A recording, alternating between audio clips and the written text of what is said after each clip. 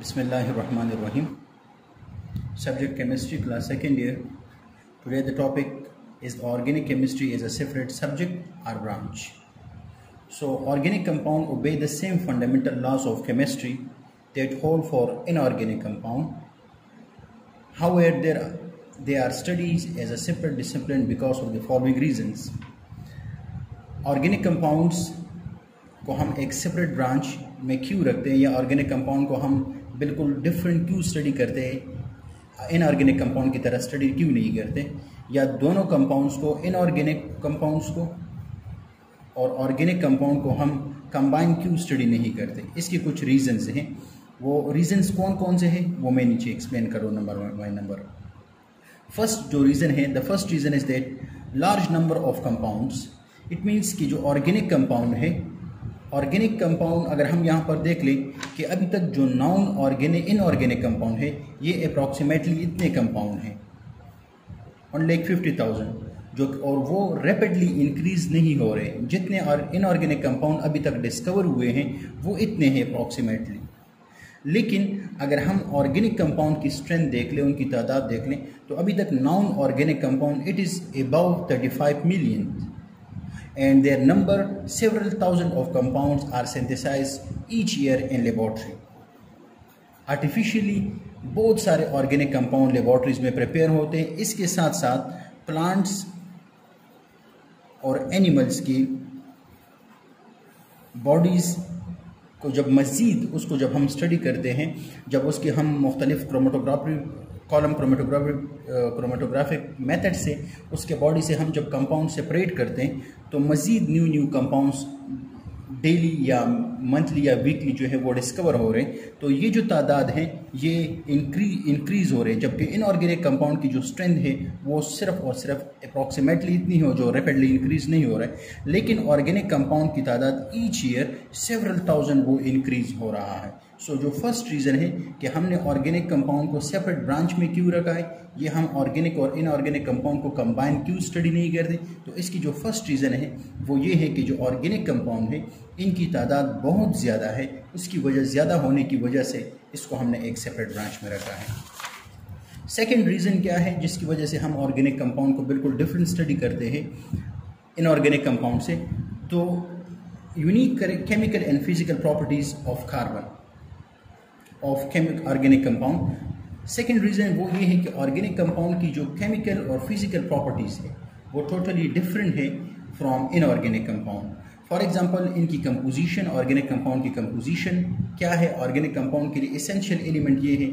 Essential element जो है वो क्या है, दैट इज कार्बन। दूसरे ये कि ऑर्गेनिक कंपाउंड की जो स्ट्रक्चर है वो डिफरेंट है इनऑर्गेनिक कंपाउंड से। इसके साथ साथ उनकी जो प्रॉपर्टीज़ है ऑफ ऑर्गेनिक कंपाउंड वो इनऑर्गेनिक कंपाउंड से बिल्कुल डिफरेंट है। टेबल में शो कर रहा हूँ। तीसरी जो रीज़न है जिसकी वजह से ऑर्गेनिक कंपाउंड को हम बिल्कुल सेपरेट ब्रांच में पढ़ते हैं, that reason is the unique characters of carbon.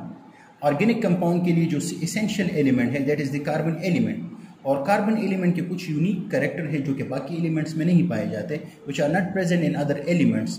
That's why organic compound are present in a separate branch. The first unique characteristic of carbon atom is the catenation. What is catenation? Catenation means long chain formation. Organic compound को अगर हम देख लें या organic molecule को हम देख लें तो उनमें large number of carbon atoms एक दूसरे के साथ सेल्फ लिंक इस तरह बना के लॉन्ग चेन बनाते हैं। और अगर मैं आपको यहाँ पर एक एग्जांपल दे रहा हूँ C100 हाइड्रोजन 202, इट मीन्स कि ये एक लार्ज मॉलिक्यूल है। इसी तरह अगर हम सेल्यूलोज या स्टार्च उसकी मॉलिक्यूल हम देख लें तो उसमें थाउजेंड्स कार्बन एटम्स मौजूद होते हैं। तो कार्बन की जो एक यूनिक कैरेक्टर है वो ये है कि कार्बन एटम में ये एबिलिटी मौजूद है कि ये लॉन्ग चेन फॉर्मेशन करता है। ये कार्बन एटम के साथ कंबाइन होकर या अदर एटम के साथ कंबाइन होकर लॉन्ग चेन बनाता है। और इसकी रीज़न क्या है? इसकी मेन रीज़न ये है कार्बन एटम की जो ऑर्बिटल है इनकी शेप इस तरह है कि ये आसानी के साथ एक दूसरे के साथ इस तरह लिंक होकर एक लॉन्ग चेन बना सकता है। The second main reason is that why organic compound are placed in a separate branch. So the unique character of carbon is the second one is the multi-bond formation. Carbon atom have ability to form single bond, double bond as well as triple bond between with carbon atom and with other atom. For example, carbon atom have ability to form single bond between carbon atom. Carbon atom have ability to form double bond with carbon atom. Carbon atom have ability to form triple bond with carbon atom. Similarly, it have ability to form single bond with other element. It have ability to form double bond with other element. It have ability to form triple bond with other element. So carbon atom have ability to form single bond, double bond and triple covalent bond with other elements. The next reason that why organic compounds are large in number and are placed in a separate branch, the reason is the isomerism. Organic compound have ability to form, organic molecule have ability to form isomers. What is isomerism? Yeah, what is isomers? Molecule, these are two different molecules. They having same molecular formula. Molecule having same molecular formula but different structure. Similar molecular formula but different structure. This is known as, they are isomers of each other. These are isomers. An organic molecule have ability to form isomers. And this phenomena is known as isomerism. So due to these unique properties of carbon, we study of organic compound in a separate branch will be more practical and useful.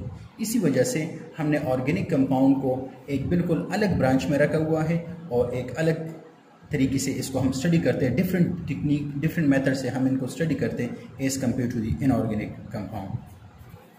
Thank you.